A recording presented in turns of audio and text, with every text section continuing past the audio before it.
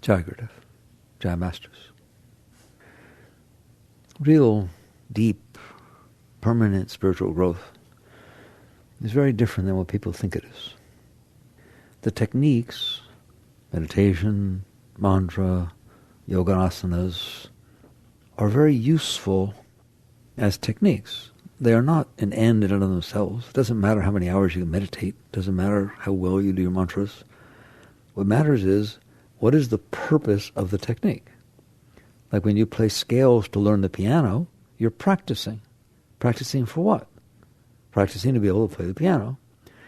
When you do spiritual practices, we call them that, practicing for what?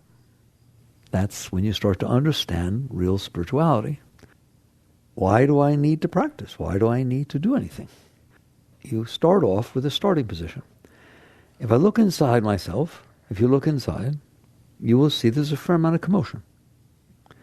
There's more commotion sometimes than others, but I think you'll notice there's always commotion. The vast majority of the time, you're not okay in there. How do you know you're not okay in there? Because you're doing things to try to be okay. You're trying to have relationships. You're trying to get finances. You're trying to look more acceptable to other people. You're trying to do this. You're trying to do that. You're trying to figure out what's going to happen when you get older. You're trying to blah, blah, blah, blah, blah. You're always doing something. There's nothing wrong with doing things. We'll talk about that. Don't take it wrong. I'm just using it to illustrate to you. You're not busy doing things to try to be okay if you are okay. You're busy doing things to try to be okay because you're not okay. They're basically saying, I am not okay. I need to manipulate the world around me to be a certain way so that I can be okay. I need to manipulate it so it doesn't be a certain way because it makes me worse. There are things that happen outside that make me feel better. Now you think that's a big deal. I'm terrible because I say, what was wrong to start with? Oh, when he came up and he was so sweet to me and he said these beautiful things, it just melted me. It was so beautiful. Where were you before that? Not okay. The starting position of almost every human being is, I'm not okay. I wake up in the morning, I think about what I did wrong the day before and what troubles are going to be, and I think about what has to happen tomorrow and can I get it to happen and what might go wrong and et cetera, et cetera, et cetera. Not okay. Or, I'm not okay, so I get to go on a vacation next week. That will make me be okay. The normal behavior of a human being is a red flag. A red flag saying what? I'm not okay. That's why I need a vacation. That's why this, that's why that. That's why I'm trying to get a new relationship. That's why I'm trying to do this. That's why I want to have a child because I just don't feel meaning in my life. Don't have a child because you're not okay. Don't get into a relationship because you're lonely. If that's the foundation of your relationship, I was lonely and I was scared and I was insecure, God forbid the relationship work. And you're no longer lonely, insecure, etc. Then what? The whole basis of your relationship was so shallow that it doesn't have any roots. So all of this, I don't want to belabor it because it's not fun to listen to, but the truth of the matter is every single thing is saying, I'm not okay. If you're feeling okay and you're wonderful, you're not doing these things. How are you doing? Great. What do you want to do? I don't care. Do you like your job? I love my job. You want a vacation? No, I love my job. I want to go to work. I want to work on the project. People that are really into their projects, research scientists and different people like that, right? Mathematicians, they're trying to solve this equation, for 3 years. They don't want to go on vacation. There's no vacations. If they go on vacation, they take the equation with them. So basically, you wake up. This is tough, but just once, dare to question everything. That's what spirituality is. It's questioning everything. It is not a methodology of getting the same thing you always wanted. It is a question of saying, what is going on? And what is going on is, I'm not okay in here. It's not so comfortable in here. Every single emotion you describe is a description of a discomfort. Anger, fear, jealousy, insecurity, loneliness. No, there are good ones. Love, I feel tremendous love. I feel inspired. How often? I challenge you to sit there and say, how many breaths have you taken throughout your life? What percentage of them was taken in a state that was so beautiful that you wouldn't change a thing? You wish you could just stay that way. 0.00001%. How many breaths have you taken when you were scared, anxious, insecure, self-conscious, embarrassed? Ooh, it's a much bigger number, isn't it? What is it telling you? I'm not okay in here. Now the question becomes, and this is the foundation of spirituality, real spirituality. Okay, we've established you're not okay in there. You want to be, or everybody wants to be, but I'm not okay in here. You have two choices. You're going to do something about it. You want to be okay.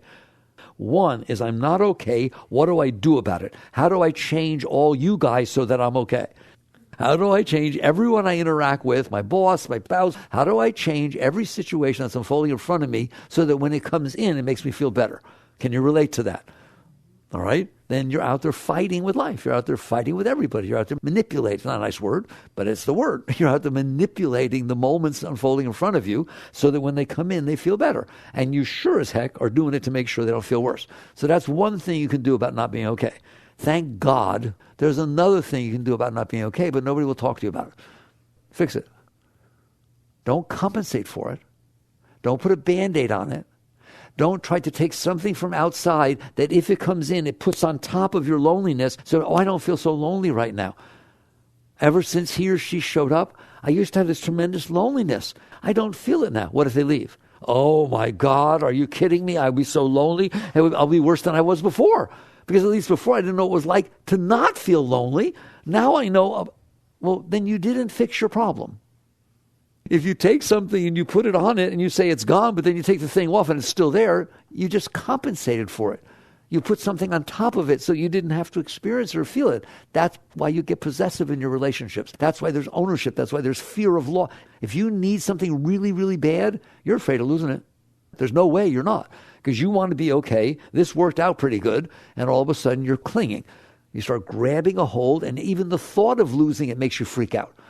That's what we spend our life doing. And if we're not careful, instead of literally fixing what's wrong, we are out there compensating or hiding from or trying to avoid experiencing the fact that it's difficult in here. So the first question becomes, can it be fixed? Yes. Can everyone's be fixed? Yes. What about if you lived a terrible, terrible life and you're 70 years old? Can it be fixed? Yes. It can be fixed. Not compensated for. Well, let's go so we make sure we're communicating. What would happen if it was fixed? People say that sometimes to me. Well, I wouldn't have any motivation.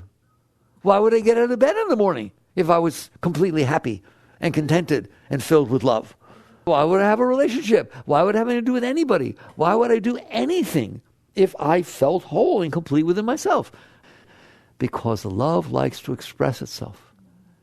Artists express themselves, not because they want to sell the painting. You take a true artist, put her in the woods, and leave her alone with her oils and paints. She'll paint and paint. She don't even care if she takes it home. And if she does, it's okay if she just looks at it to get inspired. True art has nothing to do with somebody else. It has to do with expressing the passion, the beauty, the inspiration, and love that is flowing inside of you. And it's a very powerful force, more powerful than fear and much healthier. You go to work because I'm motivated because I'm afraid that I'll get fired if I don't. What a terrible reason to go to work.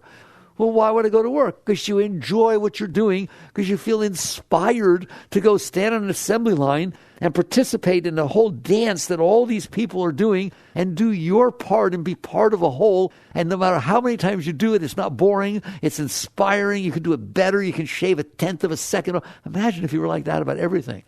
That wouldn't be too bad, would it? That's what a whole being feels like. It is filled with joy and effervescence and inspiration and love and passion. Not, well, I'm already happy, why would I do anything? The happy means you're filled with inspiration. You're filled with joy. Okay, you fell in love, you met somebody, you're filled with love. You don't want to see them, do you? Wild horses couldn't keep you apart, right? You don't need fear. You don't need insecurity. You don't need anger. People say anger, what a great motivator. It's a terrible motivator. If you are acting out of anger, you will burn up. And you will take that anger and put it out into this world and pollute the world. Your energies come out there and you make people around you angry and all kinds of things go on. All right? So this whole concept that you have to be motivated by negativity or getting away from negativity is because people don't understand. It can be fixed in there. It can be fixed to where there's beauty inside, inspiration, joy, love. First of all, let's get straight what's supposed to be. Every moment, every second of your life is supposed to be the highest experience you ever had, and then the next one's higher than that, next one's higher than that, and it'll go on forever. Who wants that? Master Yogananda used to call it ever new joy. You want to know why? Because they said you'll feel joy. They said, well, you get tired of joy. It's like you get tired of the same meal. No, okay, it's ever new joy. It's a joy that, I'm serious now, this inner energy is a joy that you feel that is so uplifting, it blows you away. It's so beautiful, you wouldn't trade it for anything. And every time you feel it, it's like the first time you ever felt it. Every kiss is the first kiss. It's ever new joy. It's completely fresh. They call it spirit. They call it Shakti. They call it the flow of chi. Call it whatever you want. It is completely deeper and more meaningful than this noise that is going on inside your psyche that is not okay. So there is the possibility of fixing what's wrong so that you don't have to spend the rest of your life fighting with everything and everybody to try and get it the way you need it to be so you'll be okay. Because you're not going to be okay anyways. No one has ever been okay that way. And you know that. Whatever age you are, replace whatever age I say with the age you are, right? From the time you were little and you wanted a toy, you carried on to try and get your toy. When you were in junior high school, whatever it was, you started dating and doing stuff. You tried to get people to be the way you wanted to be. You have every moment of your life done everything you can to get it the way you want. All of it's the same. It's all saying, I'm not okay. To me, it's all a call for help. All right? Everything everybody's doing. Why do they need so much money? Why do billionaires need another billion? Because they're not okay. Why do people that are in relationships have other relationships? Because they're not okay. Why? Because they're not okay. That's why everybody's doing everything they do. And they've done it every moment of every day of their life, and they're still doing it. Well, what is that telling you? If I try something every moment of my life and I still have to try it, maybe I should wake up and realize it doesn't work. It doesn't work to try to compensate for your not okayness. So the wake-up call is, I have no choice. If I want to be okay, I have to find out why I'm not okay. It's not true that you're lonely because you haven't found your soulmate. You want your soulmate because you're lonely. You can't sit there and say, the reason I feel loneliness is because I don't have something. It's not true. You feel loneliness, so you said, this will take care of it, and I don't have it, and then you blame that on loneliness. The fact that you don't have your soulmate is what you're blaming your loneliness on. There are plenty of people that found just the right person and then find themselves when no one's home lonely. There are people who live in New York and are lonely. Hey, there's a lot of people in New York. How can you be lonely? Because loneliness has nothing to do with that. It's something that's inside of you, isn't it? So you wake up one day and you sit there and say, if I have but one life to live, I'm not going to waste it. I'm not going to waste this running around like a chicken with my head cut off trying to compensate for what's wrong with me. I am going to fix what's wrong with me. And so the next question becomes, what's wrong with me? How did it get that way? Why am I not okay? That's a perfectly reasonable question. Notice, the question of, I'm not okay, what do I do about it, leads you outside. The question, I'm not okay, why am I not okay? Why is this going on in here, leads you inside. Those are two totally different paths. So the question becomes, why am I not okay? Once you get clear enough to where you're not making all this noise splashing around trying to get stuff the way you want, and you take a look inside, you're going to see. The clues are there. It's not hard to see. Take something you're not okay about. You know, you're at a bad relationship with somebody when you're young, and their name was a certain name, and now 10 years later you hear their name called out at a Walmart. George! And your heart starts going, did I exaggerate? Isn't that amazing? Isn't it amazing I didn't exaggerate? You were driving down the street one day on the same road that you go to thousands of times to go to work, and somebody runs a stoplight, and you ram on your brakes and you spin around, and you didn't hit them, you do this thing. Wait till the next time you drive down that street. You tell me nothing happens. These are clues. It's just they're so predominant that you don't see them. The fish doesn't know it's in water. It's the same thing. It's so predominant that you have these marks that you carry inside that you don't notice that you have these marks you carry inside.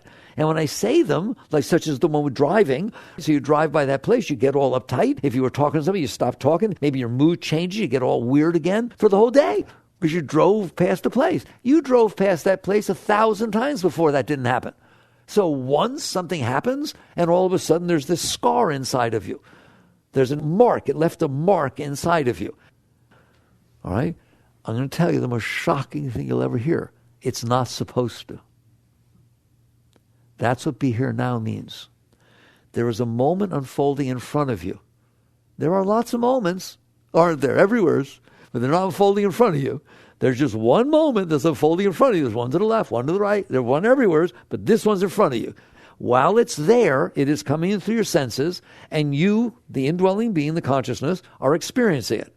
The moment it is no longer there, it is not coming in anymore. It is not supposed to be in there. You're supposed to be able to be present with the next moment.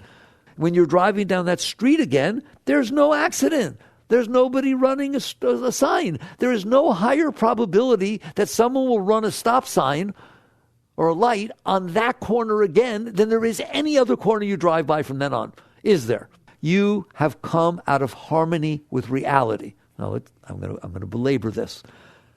You don't want to be out of harmony with reality, do you? That's not too healthy. Where are you going to end up if you're out of harmony with reality? In trouble. Because reality's real. You got lost somewheres.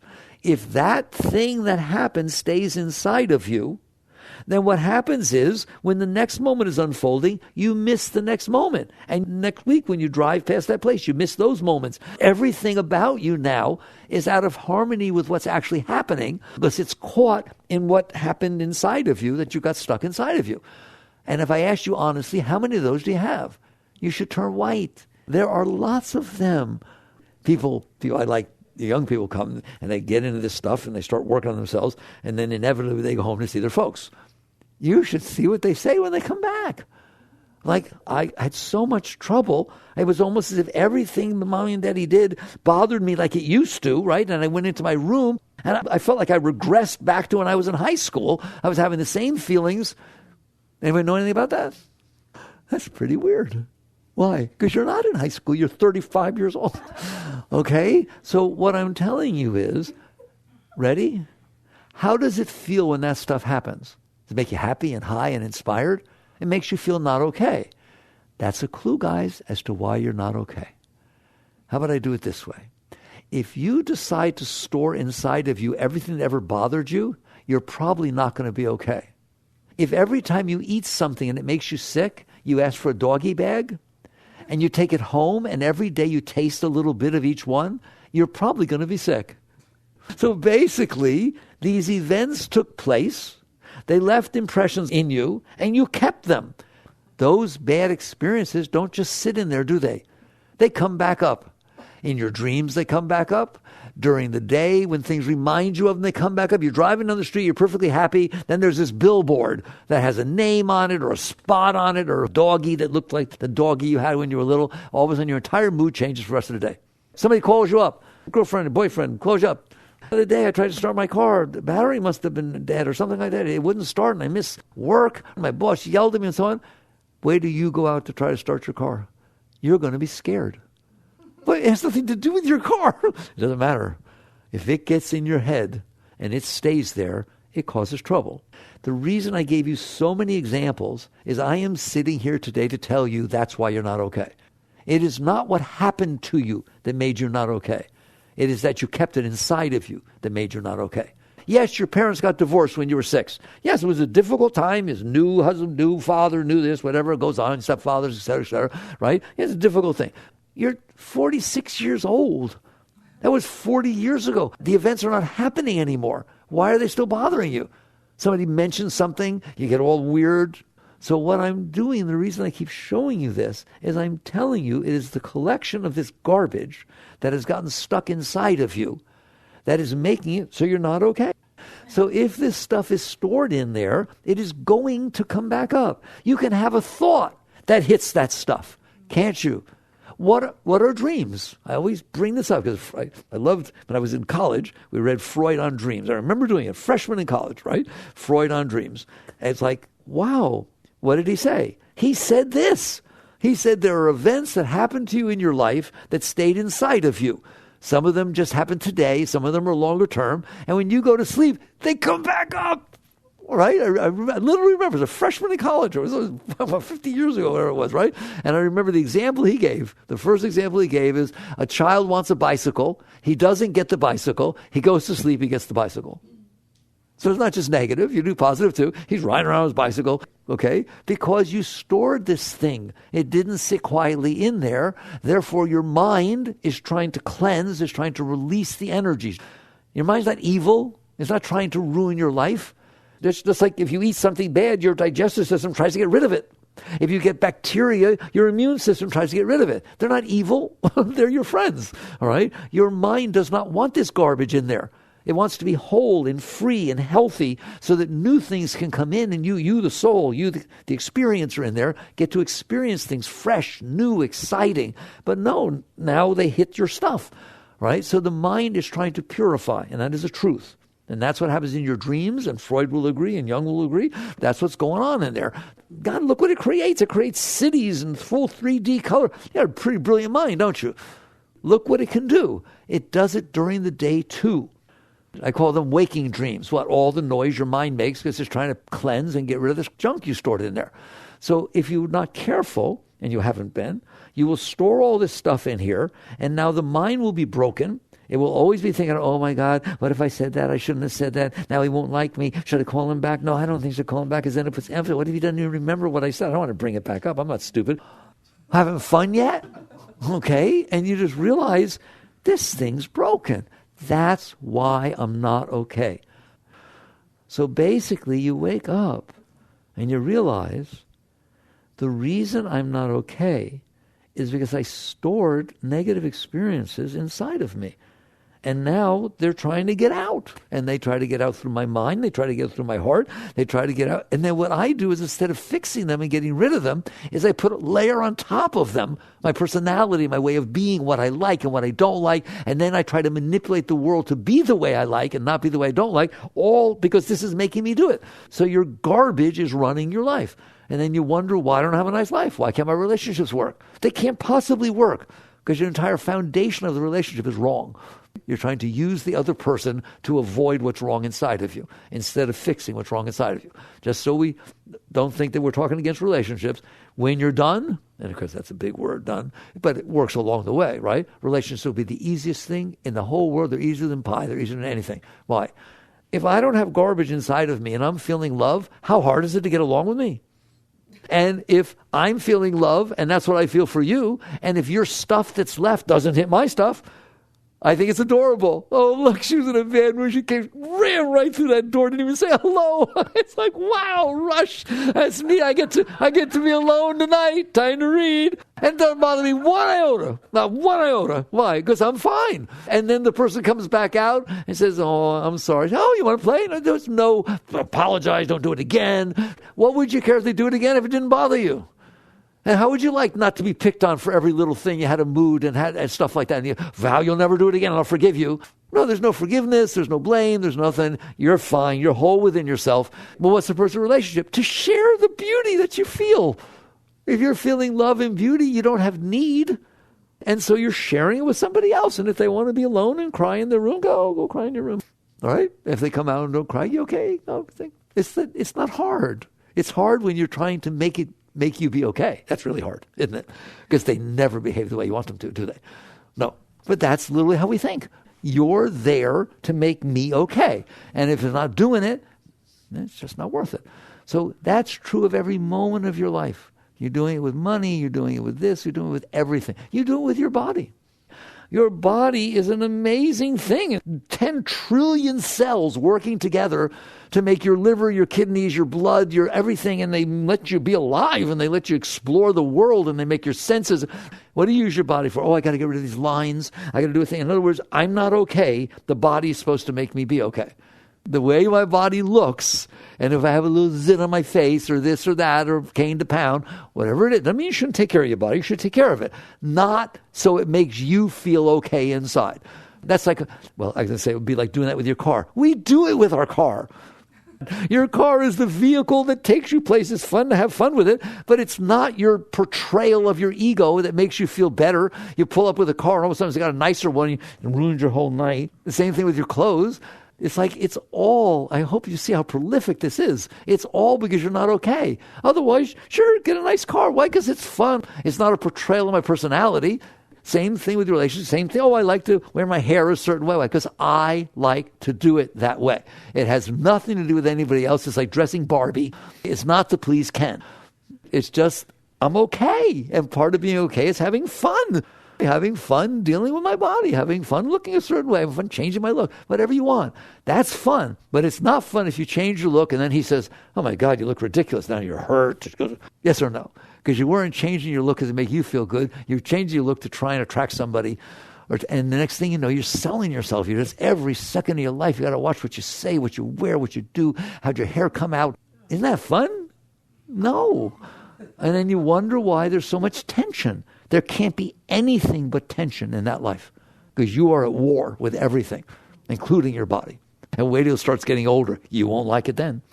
It should be fun. Look, it's getting lines. Wow, let's see what they're going. Look at them. They go all the way across. I'm telling you, have fun.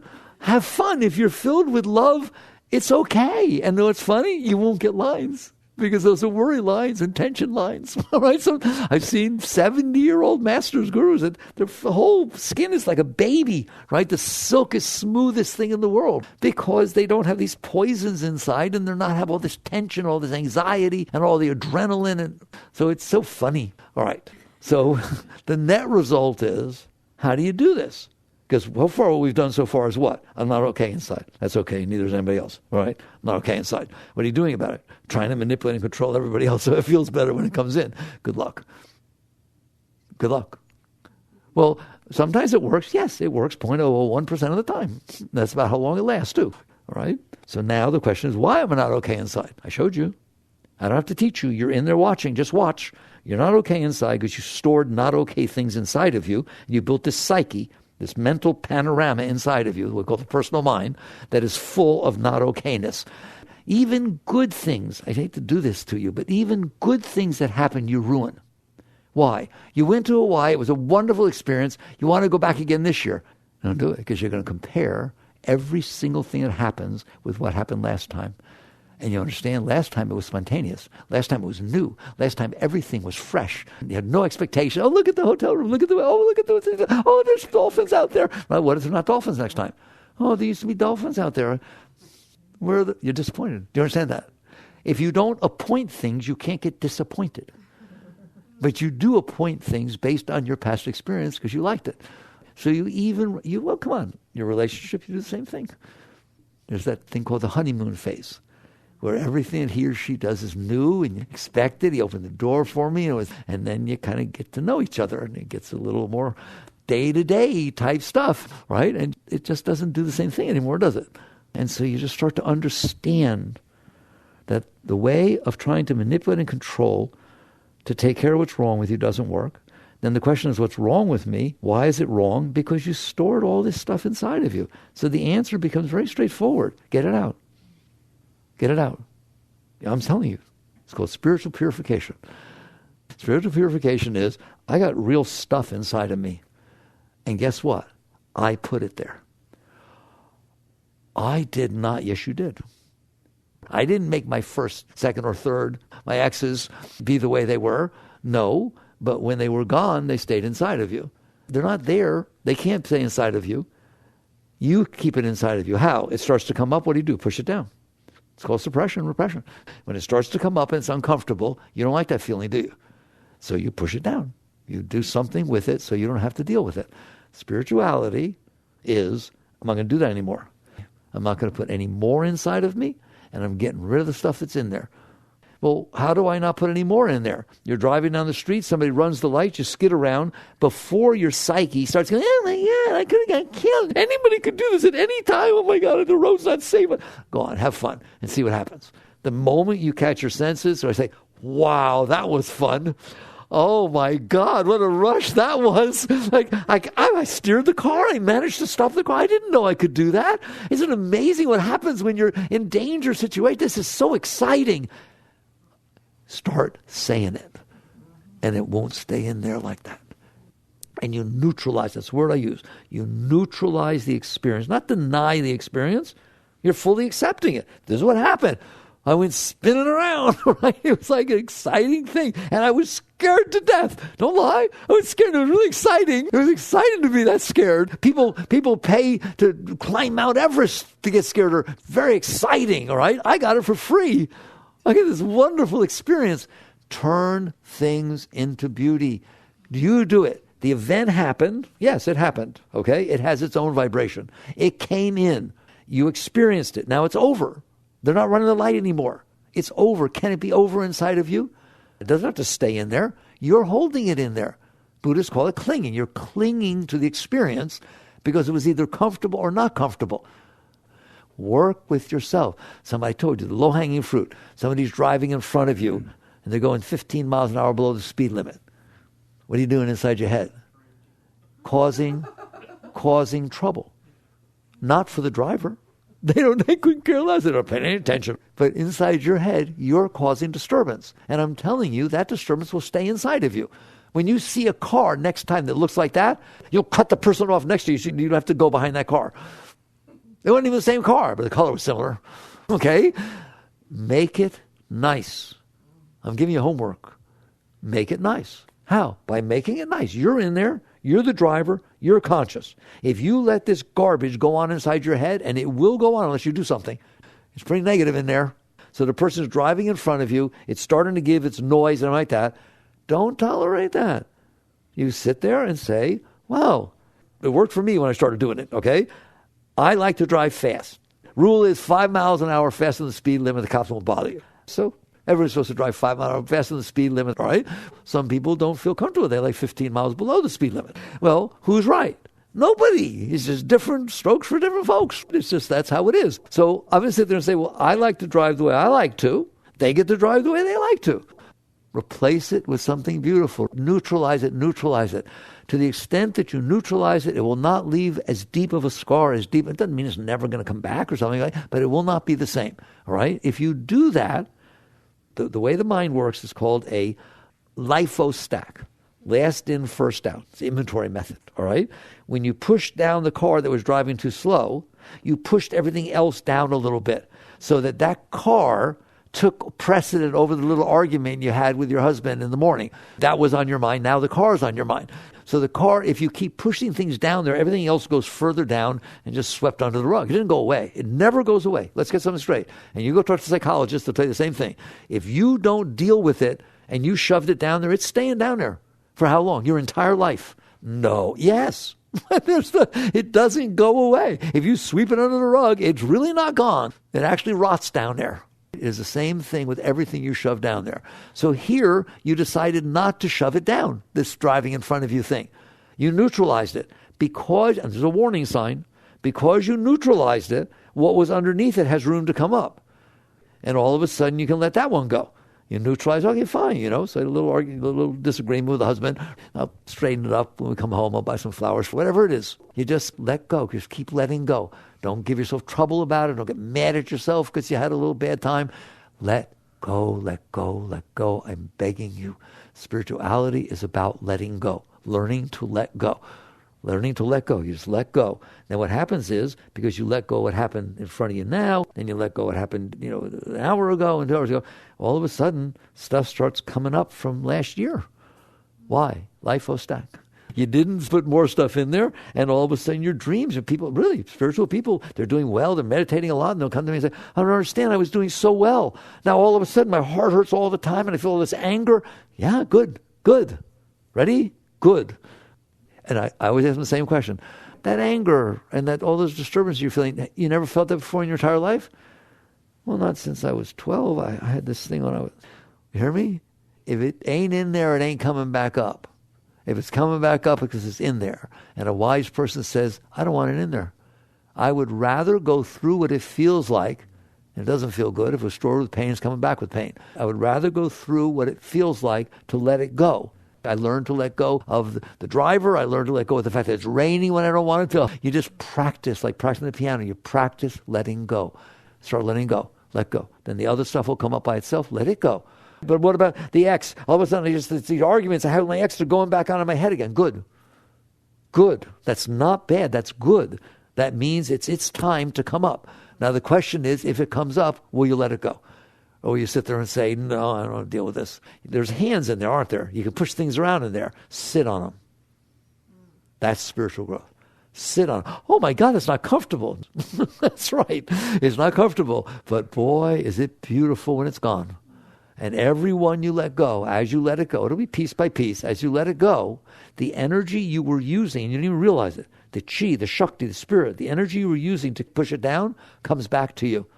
And all of a sudden, your center of being becomes strong. You become powerful.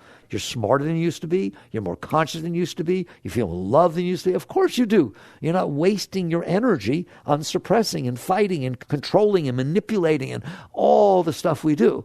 It's called liberation. You're freeing yourself. And eventually you will reach the point that you have let go of enough to where right now the energy goes down because you're pushing things down. It's all about negative. It's all about non-negative. It's all about, I feel better. What do you mean you feel better? That's not positive.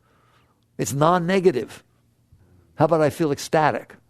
Oh, that's positive. How are you doing? Whoa, it's mind-blowingly, and it keeps getting more beautiful. Not I'm doing better. So when you get to the point that you're done with enough stuff, enough energy starts coming up to where it literally changes direction. You don't realize now everything is out. You're looking out there, you're controlling out there, you're pushing stuff down here. It's all down and out. All your energy flow and all your consciousness is down and out. When you let go of enough, it starts turning up. And it goes in and up all by itself. You don't have to do a single thing. The energy will by itself come up, and then it will start pushing everything out of its way. It wants to come up. Then you catch on that the more you let go, the nicer it got. Ooh, I want to let go. And you practice, and eventually it gets so high in there. You're just doing whatever you're doing, and all of a sudden you just go into ecstasy and bliss. It's just beauty. You have to do a single thing. You're a beautiful being. You are the most beautiful thing that ever walked the face of the earth. Doesn't matter what you ever did, you can't ruin it. It's what you are. The sun is absolutely gorgeous. It doesn't matter what it's shining on. What it's illuminating may not be so pretty, but it doesn't affect the sun, does it? Well, it's the same thing with you. Don't worry about karma. Don't worry about any of this stuff. That's stuff you built in your psyche. The self, you, the consciousness, the energy, the true energy flow has none of that stuff. It's beautiful. It's untouched. Just like the sun cannot be soiled by anything it shines on. Well, the self, the consciousness, cannot be soiled by anything unless you store it inside. If you store it inside, then it is soil because it's blocking your energy. People say, well, why don't I feel the light you talk about? Because it's blocked. So it's not a matter of compensating for it. It's a matter of being willing to let it go, to purify, to cleanse. And how do you do that? You just go about your every day just by itself. Stuff's going to hit your stuff. Every single moment of every day, stuff's going to hit your stuff. You used to try to protect yourself. Now you let it go. Start little. Don't start big. Don't go, how do I get rid of my first husband? No. Don't do it. Right? It's just like you play the scales first. You practice tennis. You just practice letting go. Practice letting go. So that is spirituality. That's where the rubber hits the road. That's the real work. Christ said you must die to be reborn. What does that mean? You have to die of the personal self. And naturally, what will be left in you is pure spirit, is pure upward flow. All true spirituality teaches the exact same thing, which is let go of yourself. Don't devote yourself to yourself. Let go of yourself. And something much greater will be present. And that much greater is a blessing to you and a blessing to everyone you know and a blessing to the whole planet. Work on these things. Jai Gurudev.